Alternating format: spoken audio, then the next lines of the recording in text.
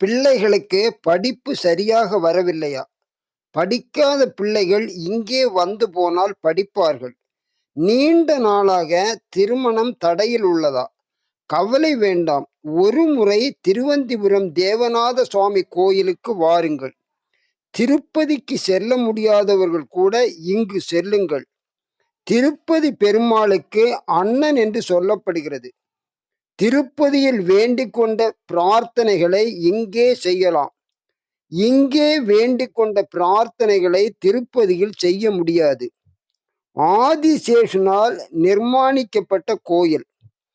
ஆதிசேஷன் தன்னுடைய வாளால் குளம் உருவாக்கி பெருமாளுக்கு தாகம் தீர்த்தார். ஆதிசேஷனால் வழங்கப்பட்ட தீர்த்தம் சின்ன கிணறு போல் மூடி வைக்கப்பட்டுள்ளது. 3 நிலைகளில் பெருமாளை தரிசனம் செய்யலாம். சயன கோலம், நின்ற கோலம், லட்சுமி நரசிம்மராக அமர்ந்த கோலத்திலும் காட்சி தருகிறார். திருப்பதியில் இருக்கிற மாதிரி தான் இங்கேயும் இருக்கு. 7 தடவை திருப்பதிக்கு போன பலன் கிடைக்கும். இந்த கோயிலில் மட்டும் லட்சுமி தாயார் பெருமாளின் வலதுபுற மடிமேல் அமர்ந்துள்ளார். குரு, ராகு, கேது தோஷம் உள்ளவர்களுக்கான பரிகார ஸ்தலம். பெஸ்ட் ஆஃப் சேனல் அன்பர்களுக்கு வணக்கம். இந்த சேனல் சப்ஸ்கிரைப் பண்ணாதவங்க சப்ஸ்கிரைப் பண்ணுங்க. இந்த காணொலி பிடிச்சிருந்தா லைக் பண்ணுங்க. நண்பர்களுக்கு ஷேர் பண்ணுங்க. பெல் ஆல் கிளிக் பண்ணுங்க. அப்போதான் இந்த சேனலில் காணொலி போட்டவுடன் உங்களுக்கு நோட்டிஃபிகேஷன் வரும். ஆதரவளிக்கும் அனைவருக்கும் நன்றி, வணக்கம். ஸ்ரீ ஹயகிரீவர் ஆலயம், திருவந்திபுரம். மலை மேலே ஹயகிரீவர் சன்னதி உள்ளது. ஞானத்தின் அதிபதியான ஹயகிரீவருக்கான தனி கோயில் இங்கு மட்டுமே உள்ளது. சரஸ்வதி தேவிக்கு கல்வி அறிவு கொடுத்தவர் இந்த ஹயகிரீவர் என்று சொல்லப்படுகிறது. சின்ன மலை, 50 படிக்கட்டு தான் இருக்கும். ஹனுமான் சஞ்சீவி மலையை தூக்கி கொண்டு போகும்போது அதிலிருந்து பெயர்ந்து விழுந்த ஒரு சிறிய துண்டு தான் இந்த மலை. பிரம்மா தவமிருந்த இடம் என்பதால் பிரம்மாஸ்தலம் என்று சொல்லப்படுகிறது. படிப்பில் மந்தமாக இருப்பவர்கள், ஞாபக சக்தி குறைவாக இருப்பவர்கள், சரியாக வாய் பேச இயலாதவர்கள் தரிசிக்க வேண்டிய ஸ்தலம். மலை மேலே கல்யாண மண்டபமும் உள்ளது. இந்த கோயில் 1500 ஆண்டுகள் பழமை வாய்ந்தது. தற்போது புனரமைப்பு பணிகள் நடந்து கொண்டிருக்கிறது. கடலூரில் இருந்து திருவதிகை வழியாக பண்ருட்டி செல்லும் வழியில் 5 கிலோமீட்டர் தொலைவில் உள்ளது. பண்ருட்டியில் இருந்து திருவதி வழியாக கடலூர் செல்லும் வழியில் 19 கிலோமீட்டர் தொலைவில் உள்ளது. கோயில் வீதியில் நிறைய மண்டபங்கள் உள்ளன. ஒவ்வொரு முகூர்த்த நாளன்றும் நிறைய திருமணங்கள் நடைபெறும். மூலவர் கிழக்கு நோக்கி இருப்பார்.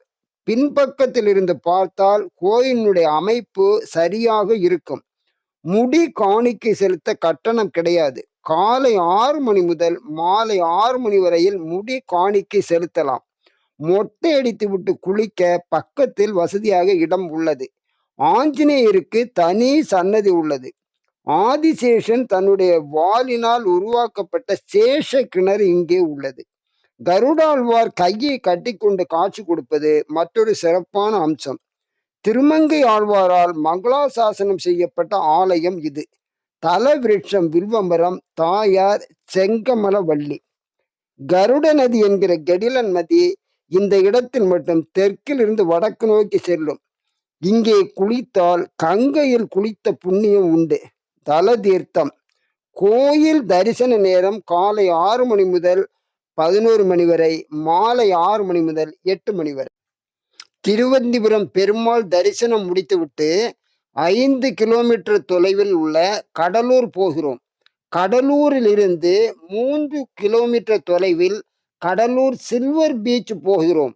இந்தியாவின் தென்கிழக்கு கடற்கரையில் வெள்ளி கடற்கரை அமைந்துள்ளது. இந்த வெள்ளி கடற்கரையினால் நகரத்திற்கு எந்த பாதிப்பும் ஏற்படுவதில்லை. ஆசியாவின் மிக நீண்ட கடற்கரை ஓரங்களில் இதுவும் ஒன்றாகும். கடலூர் நகர பேருந்து நிலையத்திலிருந்து வெள்ளி கடற்கரைக்கு அடிக்கடி பேருந்துகள் இயக்கப்படுகிறது.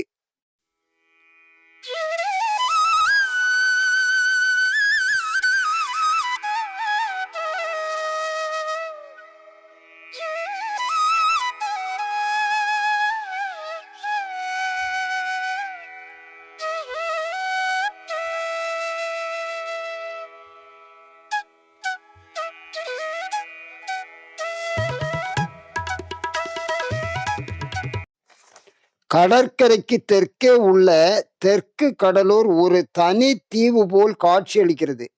முகத்துவார நீர் தீவு போன்ற அமைப்பிலிருந்து பிரதான கடற்கரையை பிரிக்கிறது. நீர் விளையாட்டுகளுக்கு ஏற்ற பாதுகாப்பான இடம். தற்போது படகு குழாம் மூடப்பட்டுள்ளது. இந்த கடற்கரையில் நூற்றாண்டு பழமையான கலங்கரை விளக்கமும் ஒரு சில ஓய்வு இல்லங்களும் அமைந்துள்ளது.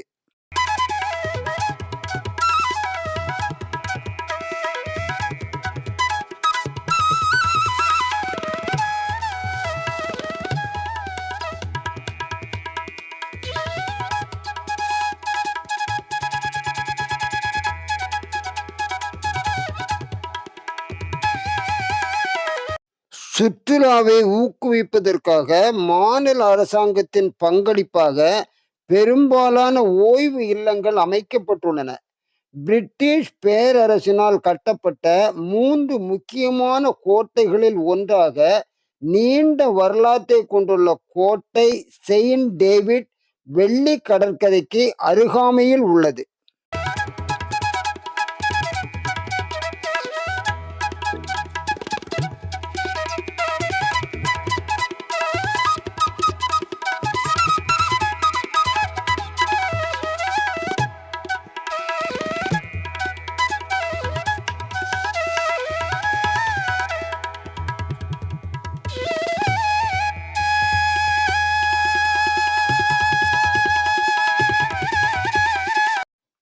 பெரியார் கலை மற்றும் அறிவியல் கல்லூரி கடற்கரைக்கு அருகில் உள்ளது. ஆண்டுதோறும் ஏப்ரல் அல்லது மே மாதங்களில் வெள்ளி கடற்கரையில் கோடை விழா கொண்டாடப்படுகிறது.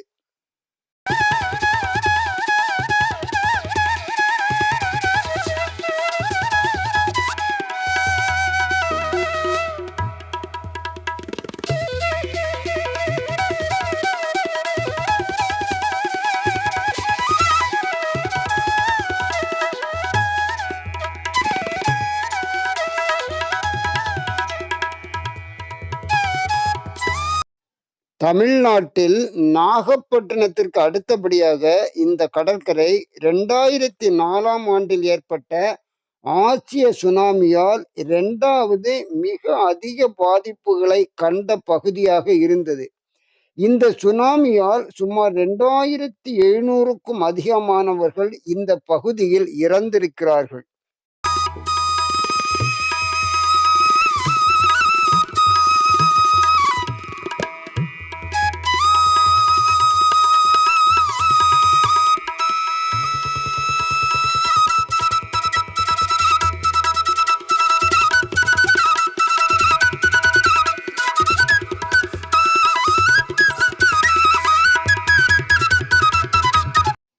திருவந்திபுரம் பெருமாள் தரிசனம் செய்ய வருபவர்கள் அருகிலேயே 7 கிலோமீட்டர் தொலைவில் உள்ள கடலூர் சில்வர் பீச் நிச்சயமாக கண்டுகளிக்கலாம். அனைவருக்கும் நன்றி, வணக்கம்.